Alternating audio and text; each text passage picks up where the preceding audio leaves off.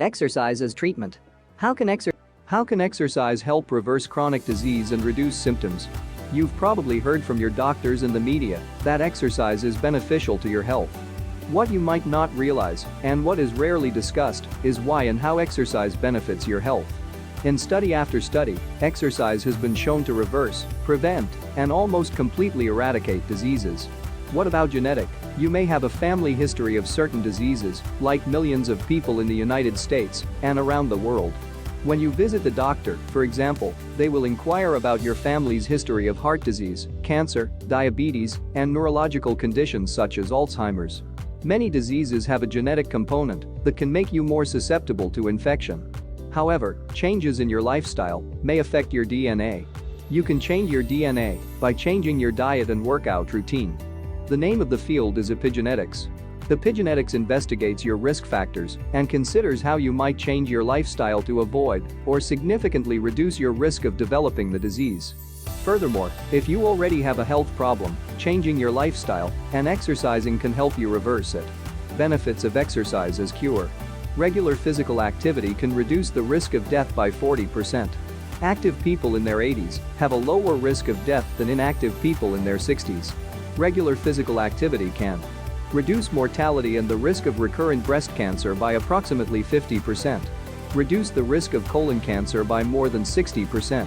Lower the risk of developing Alzheimer's disease by approximately 40%. Cut the incidence of heart disease and high blood pressure by roughly 40%. Reduces the risk of stroke by 27%.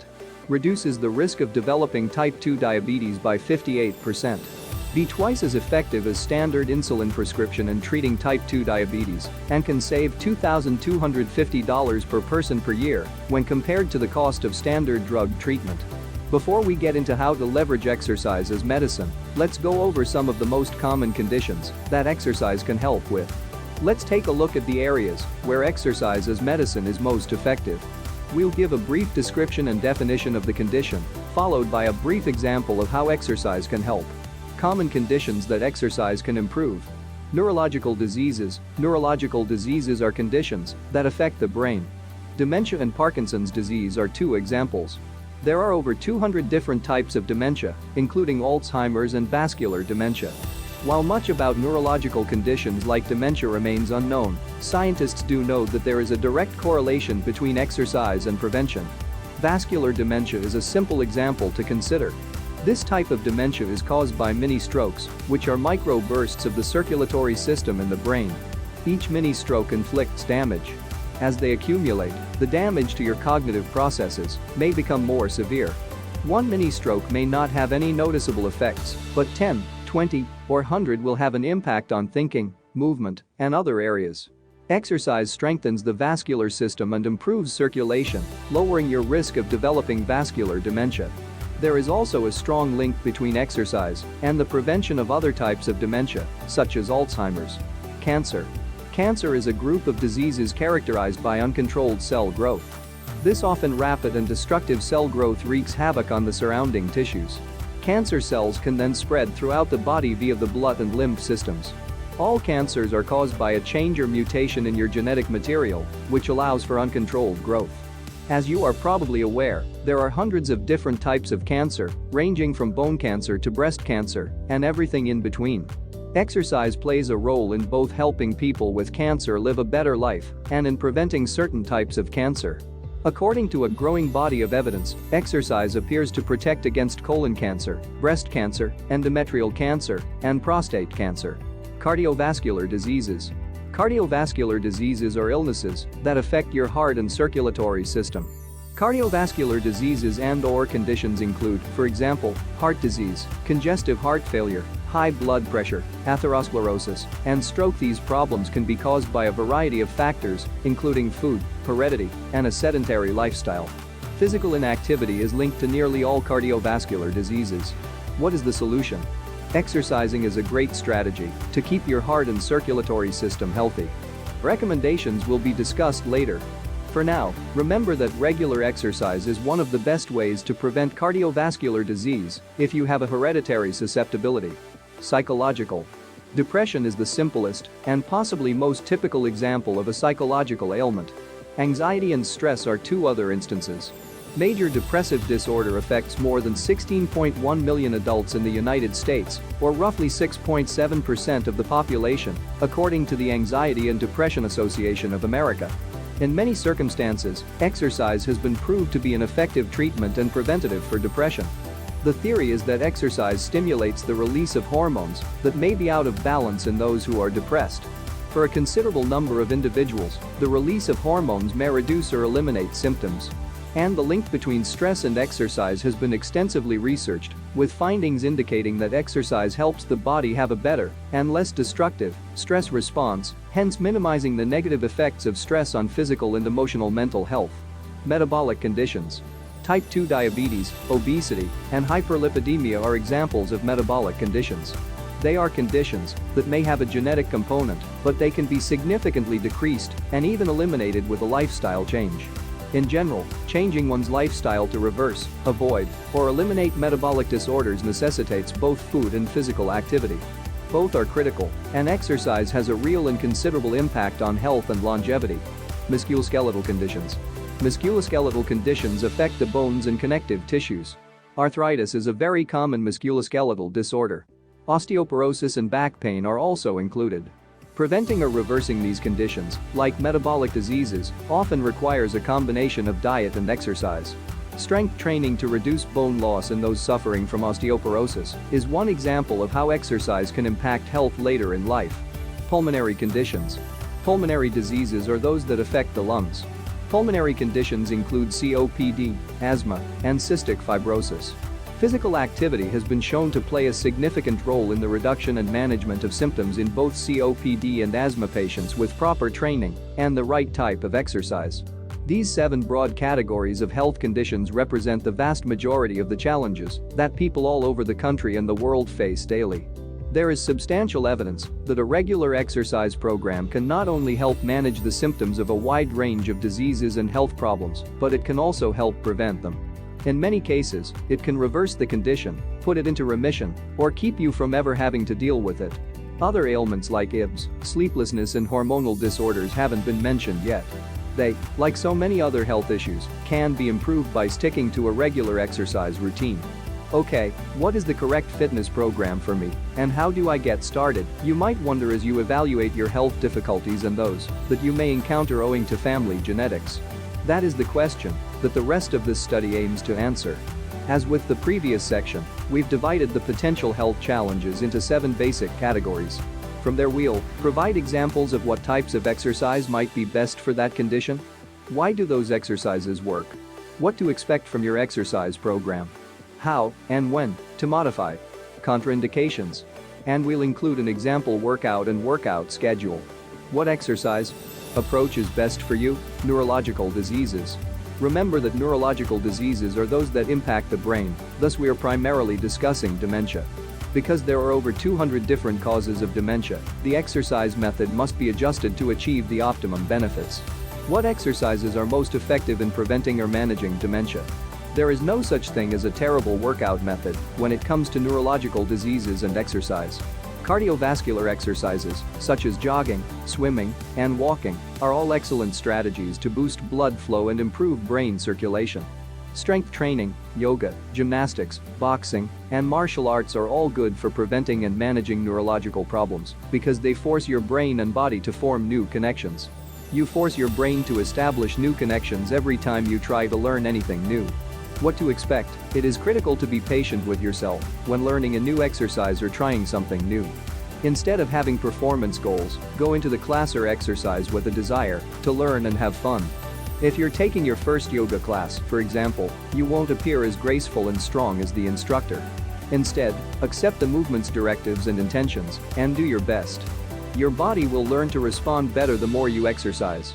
It's worth noting that the older you become, the longer it can take for those brain connections to form. Your brain is telling your body to balance on your hands, but your body isn't quite ready to listen. Please be patient. Be tenacious. When it comes to incorporating cardiovascular exercise into your weekly routine, begin with a realistic and reasonable approach.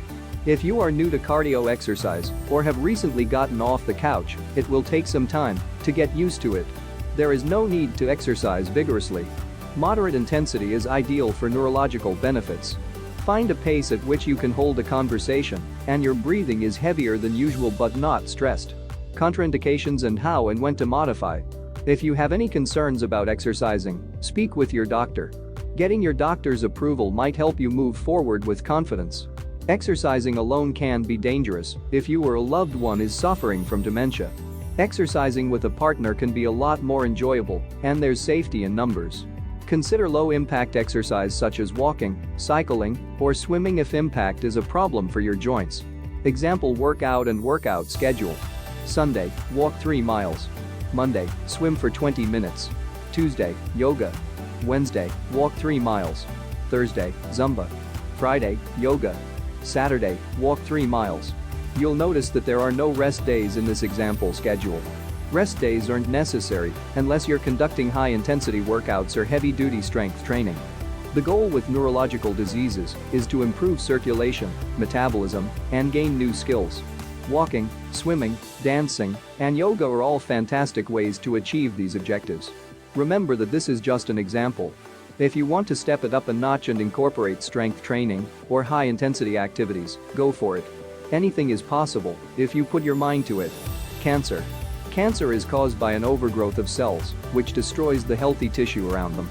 These unhealthy cells can break off and travel through your bloodstream and lymphatic system, attaching themselves to other parts of your body. This is why breast cancer can progress to lung cancer. What types of exercise might be best for preventing or managing cancer? It is critical to keep your body healthy and strong to prevent cancer. Now, while exercise cannot guarantee that you will not develop cancer, it can be an effective preventative measure. And when combined with a healthy diet and lifestyle, you're on your way to success. To that end, a regular exercise program that focuses on cardio, strength, and even stress reduction may be just what the doctor ordered. If you have cancer or are recovering from cancer, you must get the green light from your doctors, including your oncologist, on the type of exercise that's best for you. Someone who has had breast cancer and had her lymph nodes removed, for example, may be at risk for lymphedema, which can be extremely painful and hazardous. Occupational and physical therapists can assist you in recovering from cancer surgery, and it's always a good idea to make use of these services. A decent aerobic exercise plan will help you stay strong and healthy, both as a preventative strategy and as a recovery program. What to expect? Expect it to be difficult at first, as with any new exercise program, so take it slowly. You will be exhausted if you are recuperating from cancer or undergoing treatment. Pay attention to your body and relax. You might benefit from daily walks, restorative yoga, or a relaxing swim. Contraindications and how to modify. Lymphedema has already been mentioned as a contraindication to some types of exercise. Please take it easy on yourself if you are physically weary from cancer treatments or have recently had surgery. Once you've gotten permission from your doctor, set a daily walking target for yourself, as well as some restorative yoga positions. Make an effort to move your body.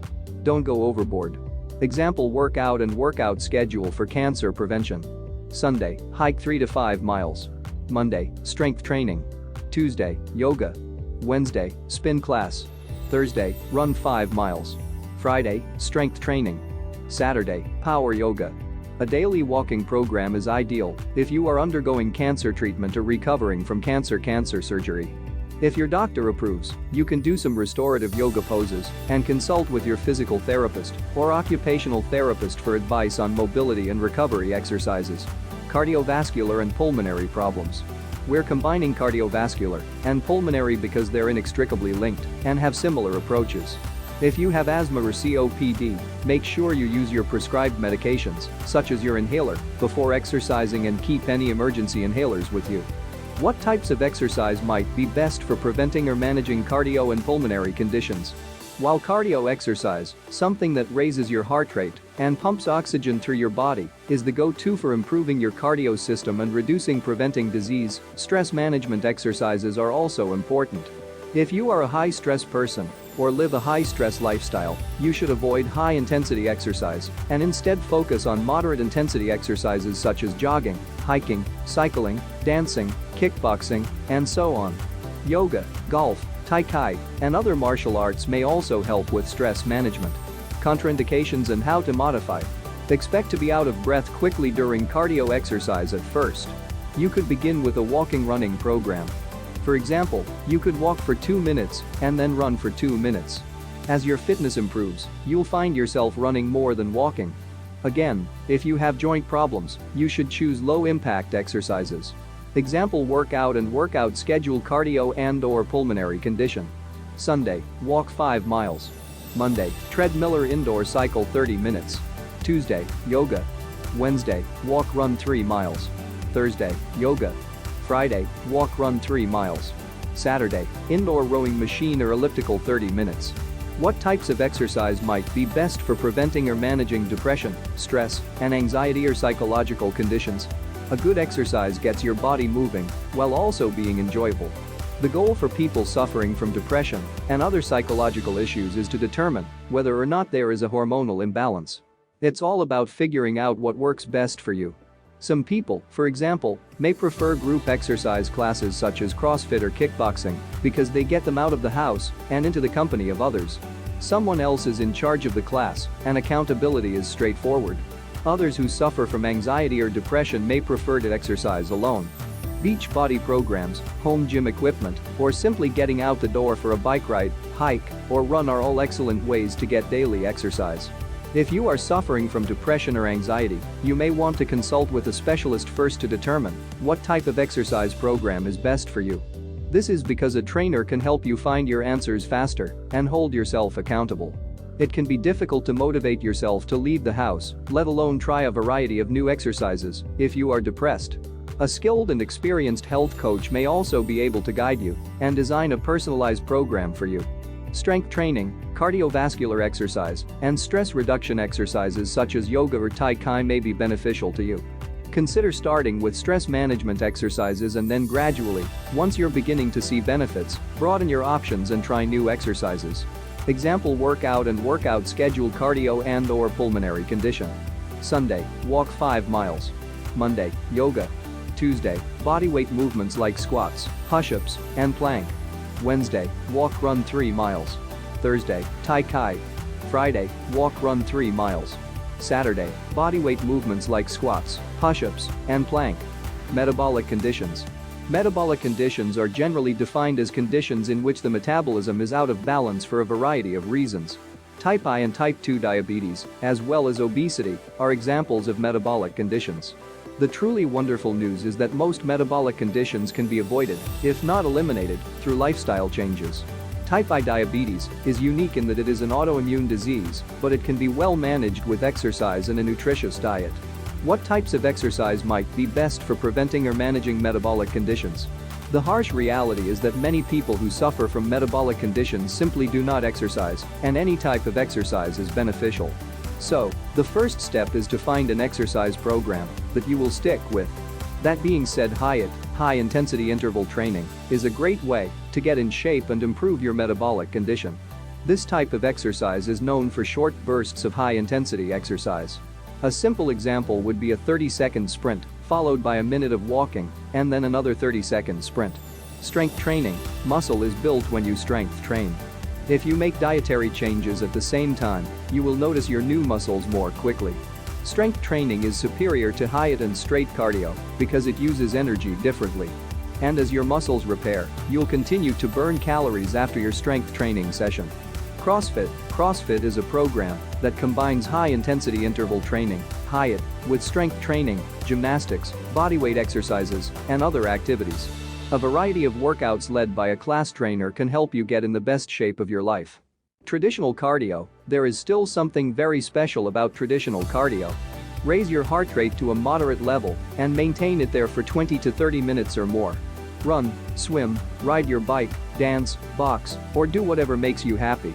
Of course, incorporating a mobility workout into your weekly routine is a good idea.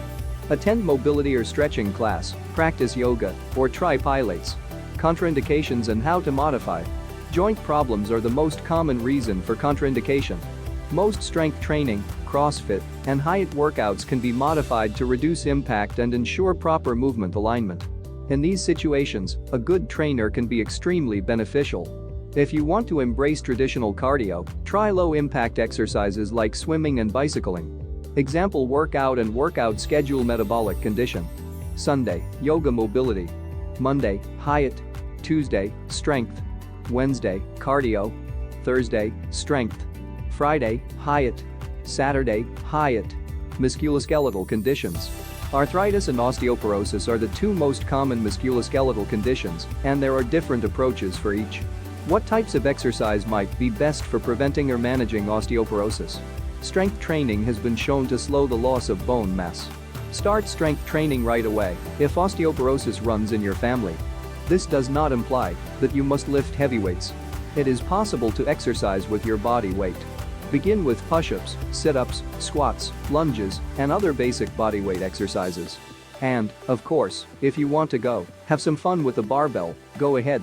What types of exercise might be best for preventing or managing arthritis? Arthritis is often better prevented and managed with a good cardio program, along with mobility and some strength training. Cardio and mobility should be the focus. So, for example, a good day would be a day where you go for a brisk 3-mile walk and then come home and perform a few good stretches or yoga movements. The goal is to make sure the cardio system is working effectively to keep inflammation down while also ensuring that your joints stay flexible. Contraindications and modifications. With both conditions, it's a good idea to talk with your physician to make sure that you are clear to get started.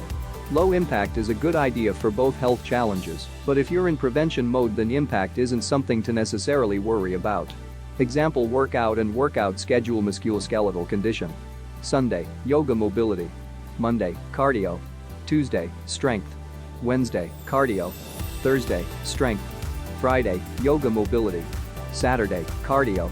Getting started with an exercise program when you're dealing with a health problem. We've talked a lot about various conditions and how to prevent or alleviate their symptoms. We've provided several exercise options and approaches. Exercise is one of the most effective medications you can begin using. And, when combined with a nutritious diet, it is possible to improve your health. It's not easy, especially if you're already struggling with a health issue. If you have cancer, asthma, diabetes, or heart disease, you must begin exercising immediately. Make the most of your body's response to exercise to improve your health. If you're starting an exercise program while dealing with a health issue, it's critical to finish with a few key steps. 1. Talk to your doctor. Tell them what you plan on doing and get their thumbs up. 2. Start slowly. You don't have to run a marathon or deadlift 200 pounds. Just getting out and walking for a few minutes is a great way to get started. 3. Set realistic but motivating goals. The secret to success in any endeavor is to set a goal that makes you feel excited and then to break that goal down into smaller, doable bits. Let's say you've decided to run 5 miles in 3 months to reverse your type 2 diabetes. Your first goal should be to go for a 30-minute walk or walk-run. Simply get used to being on your feet and moving around. Your second goal could be to increase the amount of time you run instead of walk. Then a 5 miles walk-run. Then you could work on gradually increasing your speed. You get the idea. Set big, inspiring goals with steps you know you can accomplish. Examine your body, your effort, your results. Spend some time observing how your body reacts to your exercise program. What are your thoughts? Can you up to your workouts? To your good health? Should you ease up on the pace? What do you enjoy doing? Where are you seeing outcomes? Keep in mind that outcomes aren't always visible. You may be sleeping better, having brighter eyes and skin, having more energy, or feeling mentally and emotionally better. Continue raising your goals and reaping the benefits. Share your experience. Tell others about your findings and help spread the word about the benefits of exercise in reversing and eliminating health problems. Best wishes for your health. If you liked the content presented in this video, please click the like button, subscribe to this channel, and don't forget to hit the bell to get notified whenever a new video is posted. Thank you.